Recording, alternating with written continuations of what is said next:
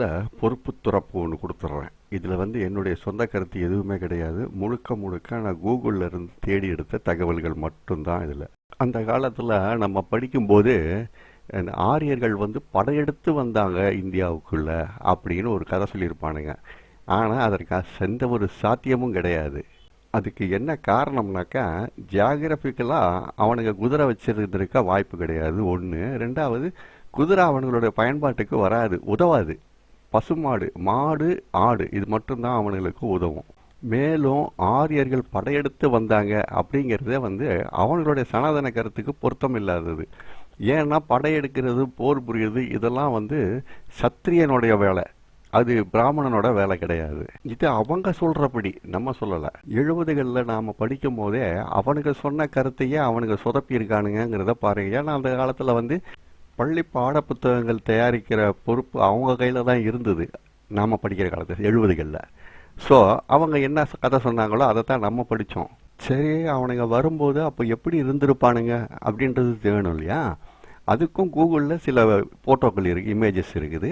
அதை இங்கே நான் வச்சுருக்கிறேன் பாருங்கள். இப்படி உள்ளே வந்தவனுங்க எப்படி நம்மளை இன்னைக்கு நம்ம மேலே அவனுங்களுடைய ஆளுமையை செலுத்துகிறானுங்க அப்படிங்கிறது தான் ஆச்சரியமான ஒரு விஷயம். என்னடா அந்த மயிலாப்பூர் நெசவாளரை பற்றி சொல்லாமல் என்னென்னமோ சொல்லிகிட்டு இருக்கேன்னு பார்க்குறீங்களா?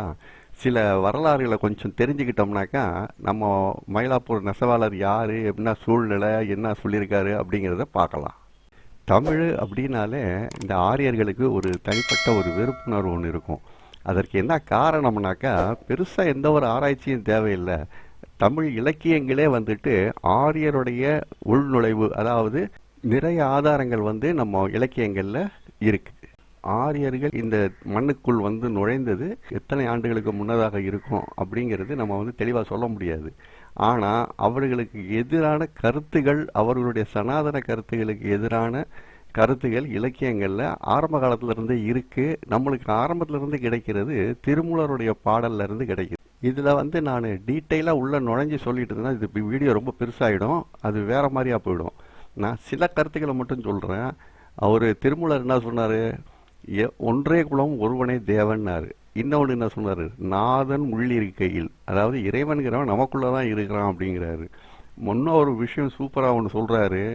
மனிதர்களை படைத்தது இறைவன் என்றால் அவன் எல்லோரையும் ஒரே மாதிரியாகத்தான் படைத்திருப்பான்.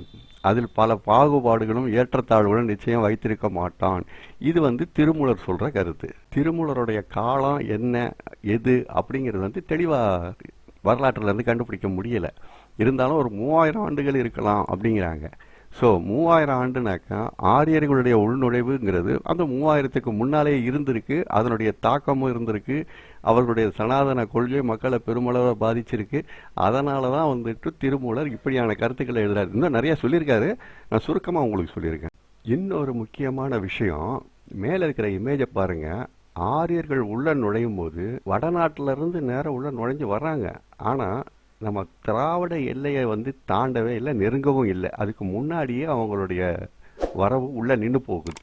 இப்படி பலர் இவங்களுடைய கருத்துக்களை எதிர்கருத்துக்கள் தெரிவிச்சுட்டு வந்துட்டு இருந்த நேரத்தில் நம்ம மயிலாப்பூர் நெசவாளர் வரார். அவர் வேற யாரும் இல்லைங்க, நம்ம திருவள்ளுவர் தான். அவருடைய திருக்குறளில் தான் பல கருத்துக்களை சனாதனுக்கு எதிராக சொல்லியிருக்காரு.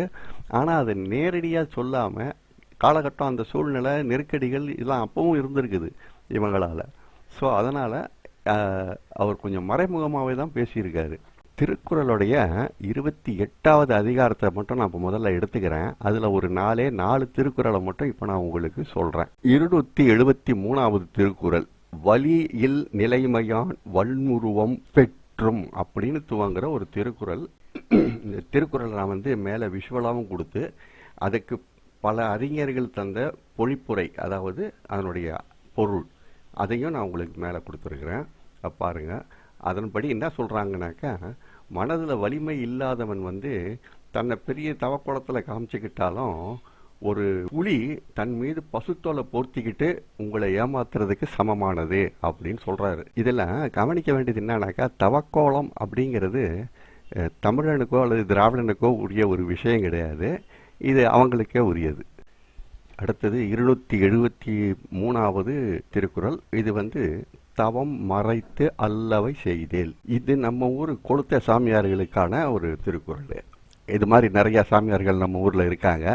அதை பற்றி தான் இது இருக்குது. நான் உங்களுடைய இமேஜை லைட்டாக மேலே போட்டு விட்றேன். அடுத்த குறள் 277. இந்த குறளில் என்ன சொல்கிறாருனாக்கா, புறத்தோற்றம் வெண்மையா சிவப்பா தெரிஞ்சாலும், அதாவது அவர் சொல்கிற வார்த்தையில் சொல்லணும்னாக்கா, புறம் குன்றின் கண்டு அணையரேனும் அப்படின்னு சொல்கிறாரு. அப்படின்னா என்ன அர்த்தம்னாக்கா, வெளித்தோற்றம் சிகப்பாக இருந்தாலும் குண்டுமணியினுடைய ஒரு பகுதி கருப்பாக இருக்கும் போல இல்லையா, அது போல அவர்கள் மனமும் கருப்பாக இருக்கும் அப்படின்னு சொல்கிறாரு. அடுத்து இந்த அதிகாரத்தின் கடைசி குறள், மழித்தலும் நீட்டலும் வேண்டா. இது உங்களுக்கே புரிஞ்சிருக்கும்னு நினைக்கிறேன். ஏன்னாக்கா அவருடைய காலகட்டத்தில் இது எவ்வளோ இரிட்டேட்டாக இருந்திருக்கும் அப்படிங்கிறத நம்ம புரிஞ்சுக்கலாம். இது அவர்களை நம்மளிருந்து வேறுபடுத்தி காட்டுறதுக்கான ஒரு அடையாளமாக பயன்படுத்தி இருக்காங்க. இவங்கெல்லாம் யாருன்னு கேட்குறீங்களா?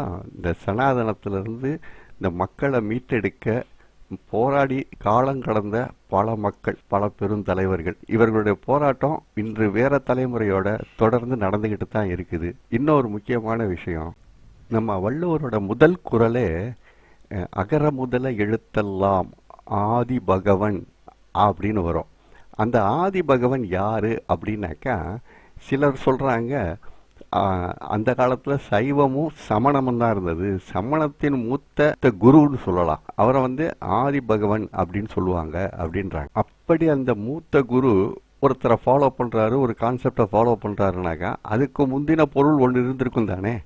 அப்போ அதைத்தான் வள்ளுவர் ஆதி பகவன் அப்படின்னு சொல்கிறாருன்னு நான் நினைக்கிறேன். இந்த தகவல்கள் பற்றி உங்களுக்கு எதுவும் கருத்து இருந்தாக்கா கமெண்ட்டில் சொல்லுங்கள். இது போன்ற தமிழ் சார்ந்த விஷயங்கள் தொடர்ந்து தெரிஞ்சிக்க விரும்புகிறவங்க சப்ஸ்கிரைப் பண்ணி வச்சுக்கோங்க.